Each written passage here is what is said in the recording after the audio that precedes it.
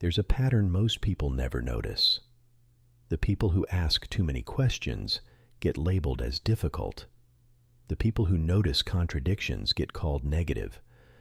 The ones who refuse to blindly agree get slowly pushed to the edges. But the agreeable person rises easily through every system. The one who laughs at everything gets welcomed everywhere. The person who never challenges the room gets treated as safe. This isn't random or accidental. It's structural and intentional.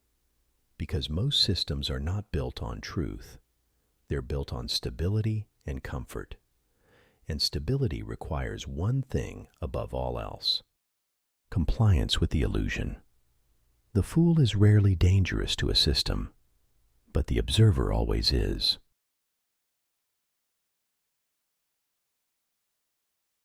Look carefully at how society actually works.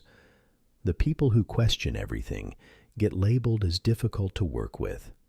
The people who notice contradictions get called negative or cynical.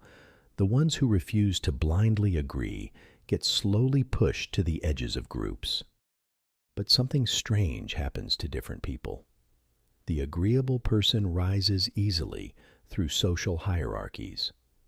The one who laughs at everything gets welcomed everywhere they go. The person who never challenges the room gets treated as safe and reliable. And over time, a quiet pattern begins to reveal itself clearly. Society often rewards the person who does not disturb the illusion it maintains.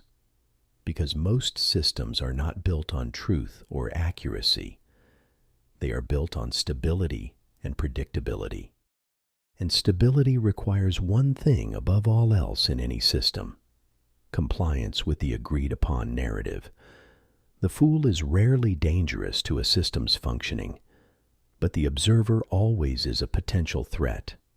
Think about any group you've been part of, any workplace, any friend circle, any community structure. The person who questions the way things work gets friction, not because their questions are invalid or unreasonable, because their questions threaten the comfort of the structure. They force people to examine what they'd rather accept. They create doubt where certainty used to exist. They disrupt the smooth functioning of the illusion. But the person who never questions anything slides through easily.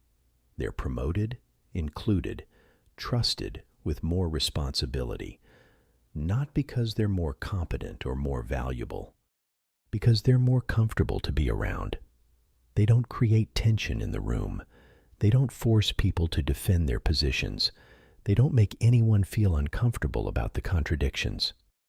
They just agree, laugh, and go along with everything, and that agreeability is rewarded consistently because systems don't reward truth or awareness. They reward stability and compliance. The fool maintains stability without even trying. The observer threatens it just by existing.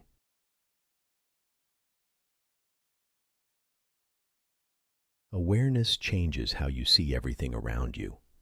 You begin to notice power dynamics in every conversation. You notice when people pretend to agree but don't. You see the subtle competition hiding behind polite interactions.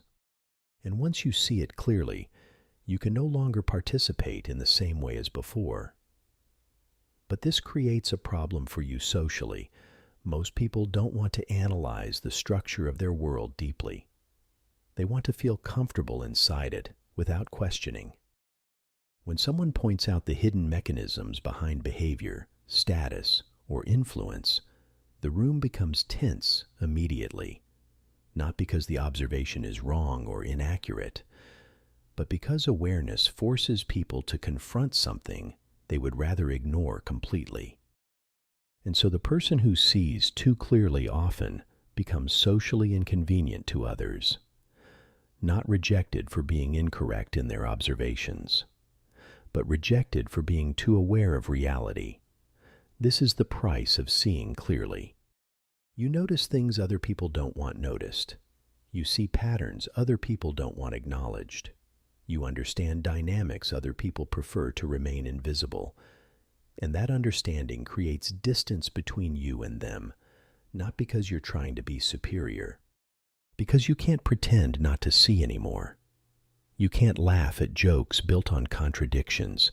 You can't nod along with statements you know are false. You can't participate in performances you recognize as performances. And that inability to perform creates friction. People sense you're not fully engaged in the illusion. They sense you're observing instead of participating. They sense you're seeing through things they need to believe in. And that makes them uncomfortable around you. Not because you're judging them openly, because your awareness reminds them that the structure is just a structure, that the illusion is just an illusion, that the game is just a game. And most people don't want to be reminded of that truth. They want to stay inside the comfortable illusion, where everything makes sense and everyone agrees, where the rules feel natural instead of constructed, where the hierarchy feels earned instead of arbitrary. Your awareness threatens that comfort by simply existing.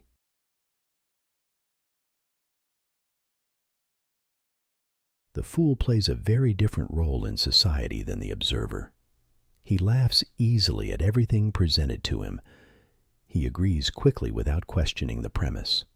He never pushes the conversation into uncomfortable territory that creates tension. The fool reinforces the group's existing beliefs.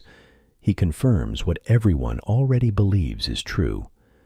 And because of that confirmation, people relax around him immediately. There is no tension in his presence, no pressure to defend anything, no risk of their beliefs being questioned or examined. This is why foolishness often travels easily through social systems successfully, not because it is valuable to the system's function, but because it is harmless to the structure's stability. A fool keeps the atmosphere light and comfortable. An observer makes people examine themselves and their assumptions, and most people would rather laugh than reflect on uncomfortable truths. The fool is invited to everything because he poses no threat. He won't question why things are structured a certain way.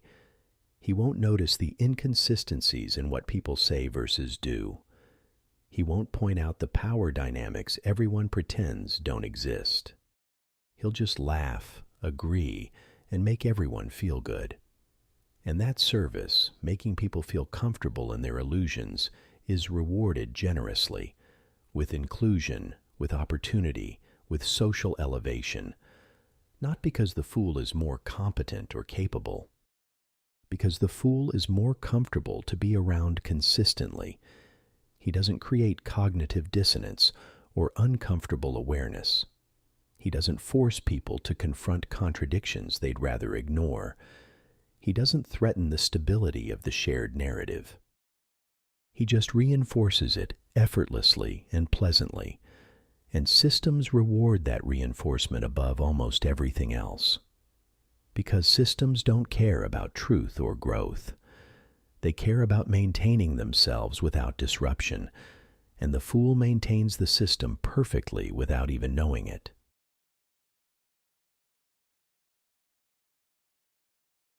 But history reveals something even more interesting about this dynamic. Some of the most strategic individuals understood this pattern very well throughout time. They knew that appearing too intelligent creates resistance from others immediately. People become defensive around obvious intelligence. They guard their intentions more carefully. They begin to compete instead of cooperate. But when someone appears harmless or slightly foolish, something different happens in social dynamics.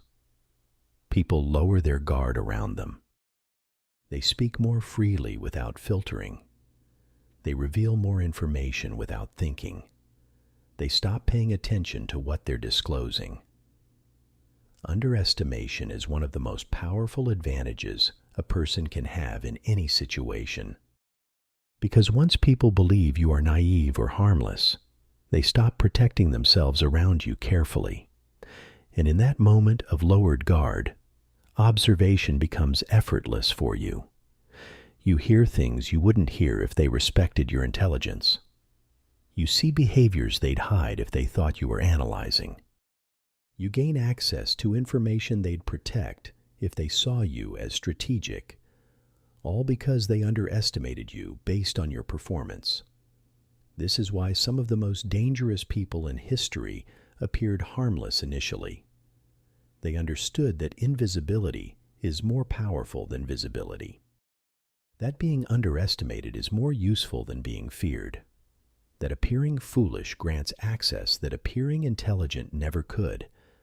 They played the fool deliberately and strategically, not because they were actually foolish or naive, because they understood that society's love of fools creates opportunities for observers. When everyone thinks you're harmless, they perform their true selves around you. They drop the masks they wear with people they respect. They reveal the strategies they'd hide from people they see as competition, and you gain information no intelligent appearing person ever could. That's not deception in the traditional sense. That's understanding how social systems work and using that understanding strategically. The fool gets access because he's not perceived as a threat. The strategic observer appears as a fool to gain that access, but internally, they're watching, learning, and positioning themselves, while everyone else thinks they're just laughing along harmlessly.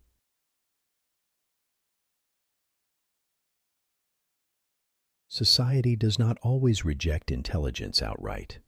It rejects disruptive intelligence that threatens comfortable illusions, the kind that questions assumptions people need to believe, the kind that exposes contradictions people want to ignore, the kind that refuses comfortable illusions that keep systems stable. But awareness itself does not require recognition from others. It does not need applause or validation. True observers move differently through the world than most people. They understand when to speak their observations openly, and when silence reveals more than any words could, because the goal of awareness is not to prove superiority over others. It is to see clearly without distortion. And sometimes the clearest position in a world full of noise and performance is the one that appears quiet, harmless, and slightly underestimated by everyone. Not because you are the fool they think you are, but because you understand why society loves them so much. You understand that systems reward comfort over truth consistently. You understand that people prefer pleasant illusions over uncomfortable awareness. You understand that foolishness is socially safe, while observation is socially threatening. And with that understanding, you can choose your positioning strategically. When to reveal what you see clearly. When to stay quiet and let others perform. When to appear foolish to gain access and information. When to demonstrate intelligence to establish credibility and authority. The power is not in always appearing intelligent to everyone. The power is in understanding when intelligence should be visible and when it shouldn't be. Most people never develop that understanding or strategic flexibility. They either perform intelligence constantly and create resistance everywhere, or they remain genuinely foolish and never see the game at all. But the strategic observer does something different entirely. They see the game clearly from every angle. They understand why society loves fools and punishes observers. And they use that understanding to move through the world effectively, not with bitterness about how systems work, with clarity about how to navigate them successfully. Because awareness without strategy is just frustration, but awareness combined with strategic positioning is power. The quiet kind that doesn't announce itself or seek recognition, the kind that observes, understands, and moves deliberately. While everyone else is still debating whether the fool is actually wise, or the wise person is actually the fool.